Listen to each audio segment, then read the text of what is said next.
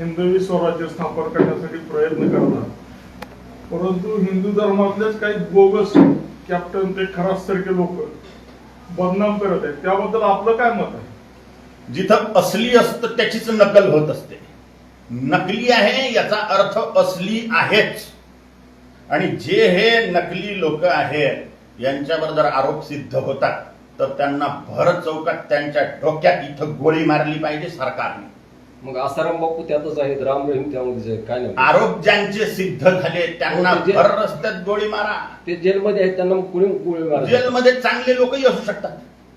अनुच्छेद कायद्यांचे इतक्या सगळ्या अनुच्छेदांमध्ये इतके छेद आहेत की खरे आरोपीही सुटतात आणि निर्दोष लोकही अटकतात. पण शासनाच्या द्वारे जे आरोपी सिद्ध झालेले आहेत, न्यायालयाच्या द्वारे आरोपी जे सिद्ध झालेले आहेत, त्यांना भर चौकात सरकारने डोक्यात गोळी मारली पाहिजे. काफिर आहे. भारत पाकिस्तानचा शत्रू आहे. पाकिस्तान भारताचा शत्रू आहे.